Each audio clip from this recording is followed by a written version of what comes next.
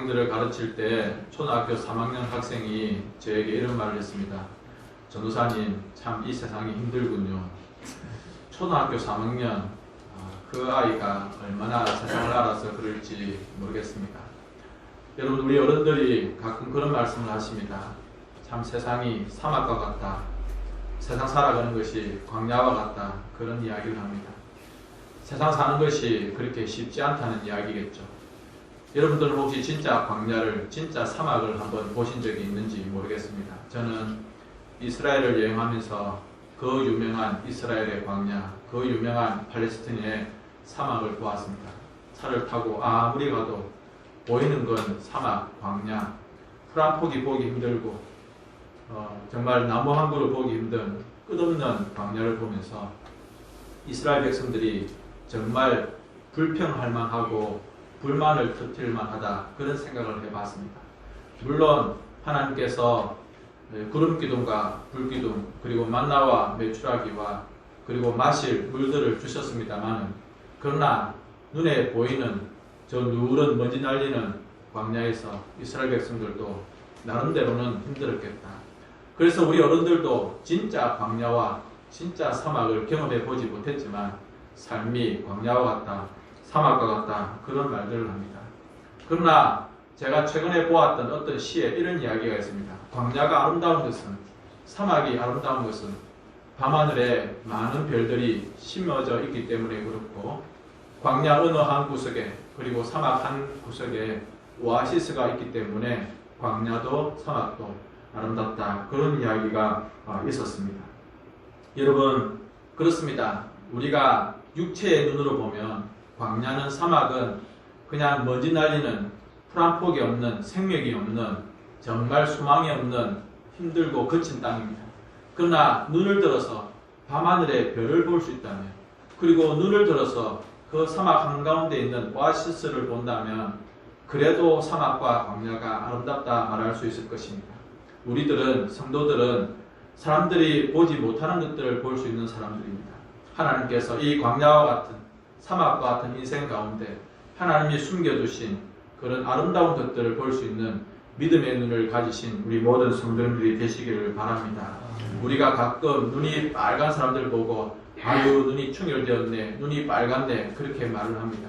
혹시 우리들은 이 세상에 그 물질과 돈과 명예와 욕심 때문에 눈이 빨갛게 그렇게 충혈되어 있지는 않은지, 좀 더 많은 돈을 벌기 위해서, 좀 더 많은 권세를 가지고 내가 좀 더 높은 자리에 차지하기 위해서 그렇게 눈이 벌겋게 충혈되어 있지는 않는지, 그러나 우리의 눈은 그런 것들을 향해서 눈이 빨갛게 충혈되는 것이 아니라 우리의 눈은 하나님을 바라보며 정말 우리의 모든 시선이 주님께서 숨겨두신, 주님께서 우리를 위해 마련해 주신 그 아름다운 인생의 오아시스와 인생의 아름다운 축복들을 바라볼 수 있는 우리의 눈이 되어야 되겠습니다. 2022년은 아까 예배 전에 우리가 잠시 보았던 찬양의 가사처럼 강하고 굳세어라, 새해를 행하시리라. 여러분, 2022년도 여전히 우리에게 힘들고 어려울 것으로 예상이 되어집니다만, 그러나 하나님께서 말씀하십니다. 화산교회 성도들아, 너희들 단디 보아라. 내가 새해를 행할 것이다. 너희들이 강하고 굳세어라. 그래서 이 거친 광야와 사막 같은 인생이지만 자빠지지 말고, 넘어지지 말고, 꼬꾸라지지 말고 내가 보여주는 이 놀라운 새일들을 보면서 강하고 굳세어라, 그렇게 말씀해 주십니다. 지금 우리가 보는 눈앞에는 뭐 그렇게 달라진 게 없어요. 작년하고 똑같은 코로나 상황, 여전히 얇은 나의 월급 봉투, 여전히 약한, 아니 점점 더 약해져가는 나의 건강 상태, 그리고 자식 일은 자식 일대로, 혹은 직장 일은 직장 일대로, 또 나의 삶은 나의 삶대로 여전히 내 앞에는 뭐 그렇게 달라진 것이 없고 오히려 더 힘들어 보일 수 있습니다. 그러나 여러분, 그 마음 가운데 소망을 완전히 포기하지 마시고, 그래, 하나님께서 나에게 강하고 굳세어라고 하셨어. 하나님께서 나에게 이미 새해를 행하신다고 말씀하셨어. 나는 주님을 믿고 힘차게 한 걸음 한 걸음 2022년을 살아갈 것이야. 그렇게 다짐할 수 있기를 바랍니다. 저는 특별히 한국교회가 잃어버린 이 거룩의 능력, 성결의 능력들을 다시 한번 회복할 수 있는 시간이 2022년이 되었으면 좋겠다. 그런 생각을 해봅니다. 목사가 무슨 죄를 지었습니다. 교회가 어떤 실수를 했습니다. 또 한국 교회가 방역에 협조하지 않습니다. 라고 해서 정말 많은 사람들의 비난과 욕을 듣고 있습니다. 그래서 정말 우리 모두가 간절히 바라야 되는 것은 목사뿐만 아니라 모든 성도들과 한국 교회가 다시 한번 거룩의 능력을, 성결의 능력을 회복하는 시간들이 되었으면 좋겠습니다. 제가 지난 주일날을 말씀 가운데 하나님께서 주신 말씀, 너희는 이전 일을 기억하지 말고 생각하지 말라. 자꾸 이전에 실패했던 것, 이전에 어려웠던 것, 그 원망스러웠던 것들을 계속 집착하지 말고 하나님께서 보여주시는 새로운 일들을 너희들이 주목하고 바라보아라. 그렇게 말씀을 드렸습니다. 왜 그렇습니까? 예수님께서 십자가의 그 은혜로 우리 가운데 놀라운 은혜와 능력과 힘을 우리에게 부어주셨습니다. 그런데 우리는 계속해서 이전에 그 구습들, 그 좋지 못한 이전 습관들을 자꾸 따라가려고 하는 그런 습성들이 우리 가운데 남아있습니다. 그런 것들과 과감히 끊어버리고 하나님께서 보여주시는 새로운 길을 향하여서 나아갈 수 있는 우리가 되어야 될 것입니다. 여러분, 저는 설교를 준비하면서 다니엘을 잠시 묵상해 보았습니다. 여러분들은 다니엘을 생각할 때 그의 인생이 푸른 초장이었다고 생각하십니까? 결코 그렇지 않습니다. 나라가 망했습니다. 그리고 먼 바벨론 땅에 포로로 끌려갔습니다. 하지만 이 다니엘은 그의 그 거친 광야와 같은 인생길 가운데 하나님을 원망하지 않고 오히려 그의 세 친구와 함께 하나님을 바라보았습니다. 그가 사자굴에 던져졌지만 그는 사자를 바라보는 것이 아니라 하나님을 바라보았기 때문에 하나님께서 그를 구원해 주셨습니다. 그 세 명의 친구들은 풀무불에 들어갔지만 그 불 속을 본 것이 아니라 그들을 도우시는 하나님을 보았기 때문에 그들은 풀무불 가운데서도 아무런 해를 입지 아니하고 그 풀무불에서 구원함을 얻었습니다. 그리고 이 다니엘은 어떤 사람이 되었습니까? 하나님께서 그 인생 가운데 환상을 주시고 계시를 주심으로 그가 바벨론에 있는 그 제국에 있는 모든 사람들보다 가장 지혜로운 자가 되었고, 그리고 그는 하나님께서 주시는 그 은혜 가운데 먼 자신의 후손들과 이스라엘 백성들에게 하나님의 뜻이 무엇이다, 하나님의 말씀이 무엇이다 라고 오히려 소망을 주는 하나님의 사람이 되었습니다. 자기 자신도 지금 근사하기 힘들어요. 나도 지금 너무 힘들고 이 빡빡한 광야와 그리고 사막 같은 인생길 가운데, 그리고 바벨론의 포로로 끌려와 있는 그 자기 시세 가운데서도 그는 오히려 백성들과 자기 후손들에게 너희들은 이렇게 하나님의 뜻을 붙잡고 살 수 있어야 된다라고 오히려 소망의 메시지를 주었던 사람이 바로 이 다니엘이었습니다. 그래서 저는 오늘 19절 말씀을 통해서 다시 한번 세 가지의 말씀을 나누었으면 좋겠습니다. 그것은 첫 번째로는 오늘 여기에 역사하시는 하나님이십니다. 우리 하나님께서 이스라엘 백성들, 지금 바벨론의 포로로 끌려와 있는, 그래서 정말 삶이 막막한 이 백성들에게 보라 내가 새 일을 행하겠다라고 하신 이 말씀들이 이스라엘 백성들에게 처음 던져진, 이스라엘 백성들이 정말 처음 겪어보는 그런 일이 아니고 이미 너희들에게 한번 크게 역사하신 적이 있고 너희들도 다 아는 이야기다라고 말씀을 하고 있는 것입니다.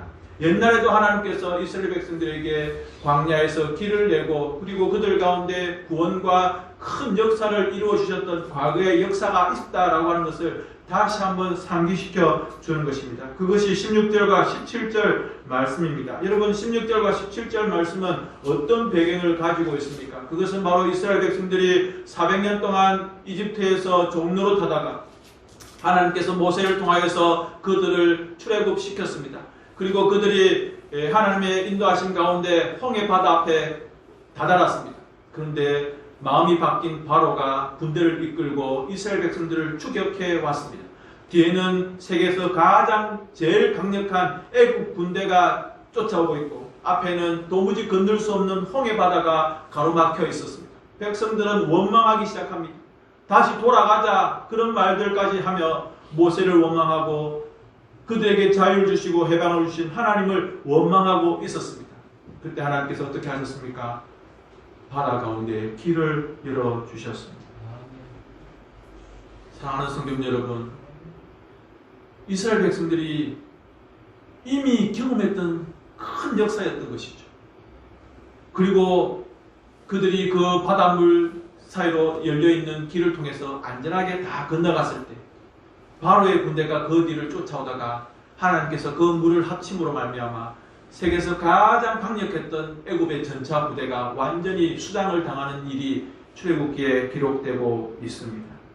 사랑하는 성도 여러분, 이스라엘 백성들은 이미 10가지 재앙을 통해서, 그리고 마지막 장자의 죽음을 통해서, 그리고 그들이 출애굽을 하고, 그리고 애굽에서 나와서 홍해를 건너는 그 사건들과 광야에서 그들이 만나를 먹고, 그리고 반석에서 물을 얻는 그 놀라운 사건들을 통해서 오늘 성경에서 이야기하고 있는 이 일들이 그저 바벨론 시대에 처음으로 하시는 하나님의 말씀이 아니라 너희들 조상들도 이미 다 경험했던, 그리고 너희들이 말씀을 통해서 이미 다 알고 있는 사실이다. 이미 그런 일이 있었다라고 하는 것을 다시 보여주고 있는 것입니다. 사랑하는 성도 여러분, 이스라엘 백성들이 다 알고 있었어요. 그래, 옛날 우리 조상들이 그렇게 출애굽했지. 그래, 우리 조상들이 그렇게 홍해 바다를 건넜지. 그래, 우리 조상들이 그렇게 광야에서 메추라기와 만나를 먹었으며 반석에서 물을 먹었지. 그들이 다 알고 있었어요. 다 배우고 있었어요. 그러나 무엇이 잘못되었습니까? 그것을 잊어버리고 생각을 하지 않은 것입니다. 다 전에 듣고 다 알고 있음에도 지금 현실적인 문제 때문에 우리는 지금 포로로 끌려와 있다. 우리는 지금 바벨론 땅에 있다. 우리는 사막과 광야와 같은 이 힘든 인생을 살고 있다라고 하는 현실적인 문제 때문에 하나님께서 그들의 조상에게 보여주셨던 그 일들과, 그리고 입에서 입으로 전해졌던 그 모든 말씀들을 다 잊어버리고, 과거에 하나님께서 그들의 조상들에게 무슨 일을 해주셨는지를 다 잊어버리고 그냥 그렇게 살아가고 있는 것이 문제라고 하는 것입니다. 그러나 여러분, 성경에서 말씀하시는 하나님은 과거에 1000년 전에 그 하나님, 그래서 그 과거의 하나님으로 끝나버리고 성경책에 갇혀져 있고 액자 속에 그렇게 갇혀져 있는 그런 하나님이 아니십니다. 지금 여기에서 나에게 역사하시는 하나님이심을 믿으시기 바랍니다. 그냥 출애굽 이야기로 끝난 게 아닙니다. 그냥 홍해 이야기로 끝나버리고 그냥 반석에서 한때 물을 주셨던 그런 하나님으로 끝나는 것이 아니라 지금 바벨론에 있는 이 백성들에게도, 그리고 2022년 한국 땅에서 살아가고 있는 우리 학상교회 성도님들에게도 여전히 살아계시고 역사하시고 일하시는 하나님이시다라고 하는 것입니다. 그런데 여러분, 우리는 그걸 잊어버려요. 그걸 생각을 안 해요. 자꾸 망각해버리는 것입니다. 오늘 말씀을 통해서 하나님은 우리들에게, 사랑하는 학상교회 성도들아, 출애굽의 그 하나님은 전설의 하나님이 아니다. 바벨론의 그 하나님은 그냥 동화 같은 이야기가 아니다. 일제시대 때, 6.25 전쟁 때 너희들을 도와주시고 한국 땅을 구원해 주신 그 하나님은 그냥 액자 속에 갇혀있는 그런 하나님이 아니고 2022년 지금 이 시간에도 역사하는 학상교회의 하나님이다. 바로 너의 하나님이다. 그렇게 말씀해 주고 있는 것입니다. 제발 성도님 여러분, 그거 다 아는 이야기인데요. 옛날에는 그랬죠. 옛날에는 그럴 수 있어요. 그런데 지금 나하고는 별로 상관이 없어요. 그런 생각들을 하면 안 되는 것입니다. 하나님은 나의 하나님, 지금 여기에 있는 하나님, 내 안에 계시고 내 옆에 계시는 살아계신 하나님이신 것이죠. 지금 그 이야기를 바벨론에 있는 이 포로들에게 하나님이 말씀해 주고 있는 것입니다. 이스라엘 백성들아, 힘들지. 그러나 1000년 전에 너희 조상들도 그렇게 애굽에서 400년 동안 종노릇하다가 그렇게 탈출을 했고 해방을 얻었다. 너희들이 지금 바벨론 땅에서 사막과 광야 같은 힘든 현실을 살아가고 있지만, 그러나 70년이 지나면 너희들을 구원해낼 것이다. 광야에 길을 내고, 그리고 바다에 지름길을 내며, 그리고 사막 가운데 물을 터지게 하는 나 여호와가 너희들에게 그렇게 해주겠다 말씀해 주고 있는 것입니다. 여러분, 인생이 지금 너무 사막과 같습니까? 너무 광야와 같은 인생을 살아가고 있습니까? 하나님, 어제 저녁에도 제가 눈물 흘리면서 잠을 제대로 이루지 못했습니다. 하나님 도와주십시오. 그런 광야와 사막 같은 정말 외로운 처지에 있는 여러분들, 그러나 그런 여러분의 처지를 도와주실 수 있는 분은 바로 하나님이신 것을 기억하시기 바랍니다. 다음이 아니라 이제, 지금 이미 역사하고 계시는 하나님이라고 말씀하고 있습니다. 어떻게 보면 우리의 인생이 한겨울 같은 눈보라가 치는, 또는 광야와 사막의 한 구석에서 정말 너무너무 갈급하고 목마른 그런 외로운 인생일지 모르겠습니다만, 하나님께서 말씀하십니다. 사랑하는 나의 아들, 딸아, 내가 새 일을 너에게 행하겠다. 이미 작업에 들어갔다. 그러니까 강하고 굳세어라 말씀하고 있는 것입니다. 그래서 여러분 끝까지 버티셔야 됩니다. 끝까지 인내하셔야 됩니다. 가끔 더 이상 안 되겠습니다. 하나님 더 이상 못 버티겠습니다. 도무지 이 문제는 내가 어떻게 해결할 수 없고 다 놓아버리겠습니다 라고 하면서 신앙도 포기하고 모든 교인들과의 관계도 다 끊어버리고 막 그냥 완전히 포기하려고 하는 그런 분들이 계십니다. 여러분 그러나 그렇게 하시면 안 됩니다. 하나님은 1000년 전에 2000년 전에 성경책에 갇혀 계신 그런 하나님이 아니라 지금 여러분들에게 실제적으로 일하실 수 있는 그리고 이미 일하고 계신 하나님이십니다. 그래서 성경이 뭐라고 말씀하고 있습니까? 말씀이 육신이 되어 하나님이신 그분께서 육신이 되어 예수님이 되셔서 우리 가운데 오셔서 우리 가운데 그 어둠 가운데 있는 우리 인생들에게 빛을 비추어 주시면서 너희들 이 빛대로 나를 잘 따라와라. 이 빛 보고 나를 잘 쫓아와라. 그렇게 하면 너희들에게 생명이 있고 소망이 있고 살 길이 있다. 그렇게 말씀해 주시는 것입니다. 지금 주님께서는 나에게 찾아오시고 나에게 새 일을 행하고 계심을 믿으시기 바랍니다. 두 번째로는 가야 할 길과 살리는 강입니다. 하나님께서 새 일을 행하겠다 그렇게 말씀하시면서 길을 이야기하고 강을 이야기하고 있습니다. 사실 광야를 가다 보면 길이 따로 있는 게 아니에요. 낙타 몇 마리 지나가고 짐승들 몇 마리 지나간 그런 길들 혹은 사막에서 장사하는 사람들이 오가는 그런 길들이 있지만 또 바람이 불고 나면 모래가 다 덮여가지고 어디가 길인지 사막의 광야의 길이라고 하는 것이 따로 없습니다. 그런데 하나님께서 광야 가운데 내가 너희들이 갈 수 있는 고속도로를 새 길을 만들어 주겠다 그렇게 말씀하십니다. 그리고 물에다가 내가 길을 내겠다 그렇게 말씀하고 있습니다. 왜요? 길을 만들어야 너희들이 길을 잃지 않고 방황을 하지 않고 나를 똑바로 따라올 수 있다고 하는 것이죠. 내가 너희들을 보호해 주겠고 인도해 주겠고 너희들과 함께 하겠다라고 하는 뜻으로 내가 광야의 사막에 길을 내겠다 그렇게 말씀을 하는 것입니다. 그리고 여러분 광야길이라고 하지만 목적지가 없는 것이 아닙니다. 지금 우리가 새벽에 창세기를 묵상하고 있는데요. 야곱이 그냥 아무렇게나 길을 떠난 게 아닙니다. 외삼촌 라반의 집으로 목적지가 있어요. 사막을 건너고 광야를 지나고 험한 골짜기를 돌아가지만 그래 나는 외삼촌 집에 가야 돼. 나중에 이제 또 묵상하게 될 건데 다시 자기 고향으로 돌아와요. 광야길이라고 해도 사막길이라고 해도 반드시 목적지가 있는 것이죠. 하나님께서는 목적 없는 인생이 아니라 목적이 있는 우리 인생. 자, 이 길을 잘 따라와서 나를 만나라 그렇게 하시면서 광야의 길을 허락해 주시는 것입니다. 여러분 이스라엘 백성들이 출애굽을 해서 광야 가운데 살아갈 때에 그 이스라엘 백성들을 어떻게 보면 오합지졸 같아요. 그들이 이제 400년 종로를 타다가 탈출을 했는데 그들이 무슨 조직이 있겠습니까? 그러나 12지파가 있었고 그 12지파의 각 천부장과 그리고 지휘관들이 있었습니다. 그리고 하나님께서는 그렇게 탈출한 이스라엘 백성들을 나의 군대다 그렇게 이야기했습니다. 여러분 군대는요 조직이 있습니다. 군단이 있고 사단이 있고 대대가 있고 딱 조직이 되어 있습니다. 이스라엘 백성들 무기 하나 제대로 안 가지고 있는데 하나님께서는 나의 군대다 그렇게 말씀을 해 주셨습니다. 그래서 민수기 10장에 보면 하나님께서 이스라엘 백성들에게 은으로 나팔을 2개 만들어라 그렇게 말합니다. 그래서 이 나팔을 동시에 욱 불면은 모든 백성들이 다른 소리는 들을 필요가 없어요. 나팔 소리만 들으면 돼요. 이것은 하나님께서 우리 모든 백성들을 하나님 앞에 모이라고 하시는 것이구나. 그래서 나팔이 동시에 쫙 울리면 백성들이 다 이렇게 하나님의 성막 앞으로 모이게 되는 것이죠. 그 다음에 나팔을 하나를 쫙 불면은 백성들은 모일 필요가 없어요. 12지파의 족장들, 지휘관들, 지휘관들만 쫙 모이게 되는 것입니다. 이렇게 일사불란하게 하나님께서 너희들 마음대로 그냥 당나라 군대처럼 그렇게 만든 것이 아니라 하나님께서 조직적으로 이스라엘 백성들을 그렇게 인도해 가시는 장면들을 볼 수가 있는 것입니다. 이것이 무엇입니까? 너희들이 광야에서 그냥 이렇게 저렇게 아무렇게나 움직이지 말고 내 지시를 받아서 나의 인도를 받아서 그렇게 움직여라 하나님께서 말씀을 하시는 것입니다. 그러면서 20절 말씀에 뭐라고 말하냐면 너희들이 나의 지시를 잘 따르면 광야에서 물을 줄 것이다. 사막에서 강을 너희들이 만날 것이다.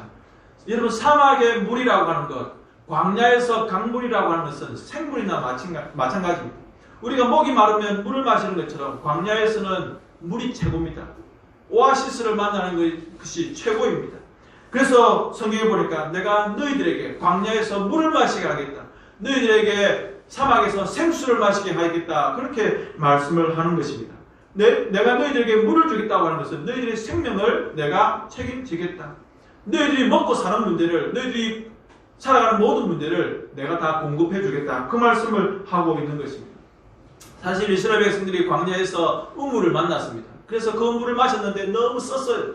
이 물은 도무지 마실 수 없다라고 했습니다. 마라의 쓴물. 그런데 주님께서 그 마라의 쓴물을 단물로 만들어 주셨습니다.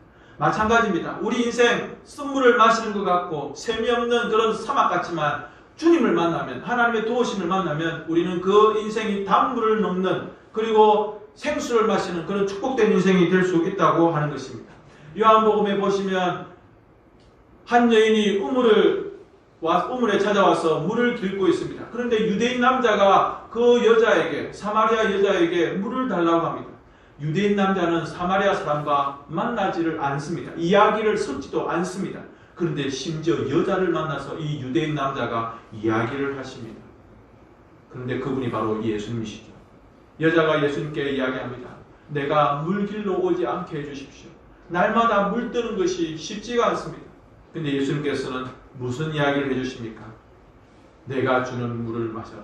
예수님 자신이 생수라고 하는 것이죠. 너가 나를 만나면, 말씀을 만나면 영원히 목마르지 아니할 것이다. 그렇게 말씀해 주시는 것입니다. 성도 여러분, 우리가 인생길을 살아가면서 만나야 될 분이 계십니다. 하나님, 그리고 우리 예수님의 그 말씀을 만나면 우리 인생은 다시는 물길로 가지 아니하는, 영원히 목마르지 아니한 배에서 계속해서 솟아나는 생수를 경험할 수 있게 되는 것입니다. 예수님께서 놀라운 말씀을 하십니다. 내가 곧 길이요 진리요 생명이다. 남편 붙잡고 살지 말아라. 네가 남편이 5이 있었는데 지금 남편도 네 남편이 아니다. 이 여자는 그냥 남편 만나면 될 거라고 생각했습니다. 이 남편 저 남편을 5명이나 갈아치워 봤지만 이 여자에게는 만족함이 없었습니다. 그런데 예수님께서 그 여자에게 예수님 자신이 생수인 것을 말씀해 주심으로 그 여자는 완전히 그 갈급함에서 해결함을 받은 것이죠. 성도 여러분, 하나님이 주시는 물을 마셔야 됩니다. 그냥 세상이 주는 물 마셔봐야 또 물 들어와야 되고 또 물 찾아야 됩니다. 또 콜라나 이런 탄산수가 주는 그런 짜릿함에 취하면 안 됩니다. 그런 것 가지고 나의 목마름을 해결하려고 해서는 안 되는 것입니다. 예수님이 주는 물을 마시는 여러분이 되시기를 주님의 이름으로 축원드립니다.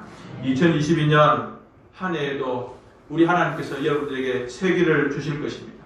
그래서 여러분들께서 살아가는, 엎드리는, 기도하는 그 자리에 길이 열리고 샘물이 터지고 반석이 열리고 홍해가 열리는 기적 같은 일들이 일어나기를 예수님의 이름으로 축원드립니다. 마지막 세 번째로는 우리가 길이 되고 우리가 강이 되어야 되는 것입니다. 저는 우리 아들에게는 그런 말을 한 적이 없는데 제가 가르치는 제자들에게는 한번 그런 이야기를 한 적이 있습니다. 얘들아, 나를 본받아라. 전도사님, 김 전도사님을 본받아라. 강도사가 되고 목사가 되어서는 이런 말을 한 적이 없습니다. 그런데 그때 제가 왜 이런 말을 제자들에게, 학생들에게 할 수 있었냐면, 제가 몇 년 동안 40일 철야를 계속 했거든요. 여름에 한 번, 겨울에 한 번 40일 철야를 하는 거예요. 그래서 정말 저 스스로가 너무 좀 성령 충만하고 그런 가운데 얘들아, 나를 본받아라. 이건 제가 교만해서가 아니라 그런 말을 할 수 있었던 것이죠. 왜냐하면 제가 사도 서신, 바울의 서신을 보니까 바울도 이런 이야기를 했습니다. 빌보서 3장 17절에 너희들이 나를 본받아라. 이 바울이 교만해서 이런 이야기를 한 게 아닙니다. 바울이 성도들에게 나를 본받아라 라고 이 말을 한 것은 그가 표대이신 예수님을 바라보면서 열심히 쫓아가고 있었습니다. 그런 모습들을 너희들도 본받아라. 너희들도 같이 표대이신 예수님을 바라보면서 나와 함께 이렇게 본받는 자가 되어서 저 표대이신 주님을 향해서 달려가자. 그 이야기를 한 것이죠. 저도 그런 데 서서 한 것입니다. 예수님을 본받아야 된다. 진짜 본받아야 될 분은 예수님인데 그 표대이신 예수님을 향해서 내가 열심히 달려가고 있으니까 너희들도 같이 나랑 본받아서 주님을 따라가자. 그 이야기를 하고 있는 것입니다. 성도 여러분, 광야 같고 사막 같은 인생 길 가운데 우리 예수님께서, 우리의 표대이신 예수님께서 강물을 열어주시고 길을 열어주신다, 그렇게 말씀하시면서 나를 따라와라, 이 강물을 따라서, 이 길을 따라서 나를 따라와라, 그러면 나를 만나게 될 것이다, 생명과 구원을 얻게 될 것이다, 그렇게 말씀하고 있는 것입니다. 다른 길을 찾아가지 마십시오. 내가 개척해서, 내가 길을 열어서 내가 가겠다, 그것이 아닙니다. 다른 사람들이 열어주는 길 따라가지 마십시오. 그 길은 넓을 수 있습니다. 그 길은 아주 멋져 보일 수 있습니다. 사람들에게 인기가 많은 길일 수 있습니다. 그런데 우리 주님께서 보여주신 길은 문도 좁고 길도 협착하다고 했습니다. 다른 사람들에게 인기가 없는 그 길입니다. 그러나 누가 먼저 지나가셨습니까? 예수님께서 먼저 지나가셨습니다. 그래서 우리는 그 길을 따라서 비록 좁고 길이 좀 불편하고 문도 작아서 사람들이 잘 찾아오지 않지만, 그러나 주님이 가신 그 흔적을 따라서 가셔야 된다, 그렇게 말씀을 드리는 것입니다. 성도 여러분, 혹시 우리 주변에 인생의 참된 길을 찾지 못해서 방황하고 있는 분들 많이 계시지 않습니까? 그리고 정말 참된 길이 어디 있는지, 참된 생수가 어디 있는지, 인생에 참된 도움이 어디 있는지 그렇게 갈급해하면서 찾아다니는 그런 불쌍한 인생들 혹시 보이지 않습니까? 저는 최근에 한국에서 일어나고 있는 여러 가지 일들 가운데 교회의 책임이 참 크다, 그런 생각들을 해봅니다. 여러분, 만약에 우리 교회 주변에, 우리 교회 십자가 불빛이 보이는 그런 가까운 곳에 있는 어떤 동네 주민이 외로움과 슬픔과 아픔 가운데 혼자 슬퍼하다가 만약 극단적인 선택을 했다면 이것이 교회의 큰 책임이라고 생각이 되어집니다. 왜 교회가 그분을 찾아가지 못하고, 왜 교회가 그분에게 사랑의 손길을 내밀지 못했는가? 우리 교회의 십자가 불빛이 보이는데도 불구하고 그 외로운 방 한 구석에서 외롭다, 힘들다, 누가 나에게 사랑의 손길을 내밀어주나, 누가 나에게 한번 위로의 따뜻한 말을 해주나, 그렇게 슬퍼하는 분이 계시다고 한다면 이 책임이 우리 모두에게 있다는 것입니다. 예수님께서 십자가 공생애를 시작하실 때 요단강에서 세례 요한에게 세례를 받으셨습니다. 세례 요한에게 세례를 받으실 때 하늘에서 무슨 소리가 들렸습니까? 이는 내 사랑하는 아들이다. 너희들은 예수의 말을 들어라. 우리 하나님께서 공적으로 그렇게 예수님의 세례받는 장면을 기뻐하시면서 말씀을 해 주셨습니다. 그것은 무슨 뜻이냐면, 학상교회 성도들아, 너희들은 내가 기뻐하는 예수를 따라서 살아야 됩니다. 저 예수가 너희들에게 길이요 진리요 생명이다. 저 예수는 내가 기뻐하는 자니까 너희들이 예수를 잘 따라오면 너희들을 내가 기뻐하겠다, 그 말씀을 하시는 것입니다. 최근에 우리 지역에 눈이 안 와서 참 마음이 기쁜데요. 여러분들 혹시 눈을 기다리고 계시는지 모르겠습니다. 제가 다른 눈은 좋아합니다. 그런데 주일날 가까이 눈이 오면 참 싫어하는데요. 눈이 쌓이고 나면 첫 번째 걸어가는 사람의 발자국이 있습니다. 그런데 여러분, 눈 위에 있는 그 첫 발자국이 참 중요합니다. 왜냐하면 함부로 걸어서는 안 되는 걸음이죠. 내가 걸어가는 이 첫 발자국의 발자국을 따라서 내 뒤에 누군가가 따라올 수 있는 걸음이 될 수 있기 때문에 그렇습니다. 여러분, 우리 예수님께서 마치 눈 위에 발자국을 남기신 것처럼 또 우리 믿음의 선배님들 여기 계시지 않습니까? 장로님과 권사님들이 걸어가신 그 믿음의 발걸음을 쫓아서 우리의 후배들과 우리 성도들이 따라가게 될 것입니다. 함부로 아무 곳에나 발자국을 남기시면 안 되는 것입니다. 아빠가 발자국을 찍고 나가면 그 뒤에 아가의 발자국이 같이 겹쳐서 그렇게 오면 이 아기는 누구를 만날 수 있습니까? 마침내는 아빠를 만날 수 있는 것이죠. 내 아버지의 발자국 위에 아기의 발자국이 포개어지는 것처럼 우리 주님께서 가신 그 발자국을 여러분들이 같이 밟고 그렇게 따라가실 수 있는 시간이 되었으면 좋겠습니다. 그리고 우리 성도들뿐만 아니라 우리 이웃들에게, 여러분, 우리들이 걸어가고 있는 이 걸음, 우리가 걸어가고 있는 이 발자국, 여러분들 따라오십시오. 우리 예수님께서 먼저 가셨습니다. 그리고 우리도 기쁜 마음으로 이 길을 걸어갑니다. 여러분들도 우리와 함께 이 발자국을 따라오십시오. 학산교회의 십자가가 보이는 모든 곳에 그 누구도 길이 없다고 혹은 소망이 없다고 외로워하지 않도록 여러분들이 발자국을 분명하고 선명하게 잘 남겨주시면 좋겠습니다. 사랑하는 성도 여러분, 우리 하나님께서는 새 일을 행하실 것입니다. 강하고 굳세고 그리고 새 일을 행하시는 하나님을 소망하시기를 바랍니다. 그래서 참된 길과 생수가 되시는 우리 아버지 하나님, 그래서 우리도 누군가에게는 길이 되어지고 누군가에는 강이 되어지는 그런 축복이 있었으면 좋겠습니다. 이 시간 이 말씀 생각하면서 우리 함께 기도하겠습니다. 함께 소리내어 기도합시다. 아버지 하나님, 하나님께서 우리 가운데 은혜로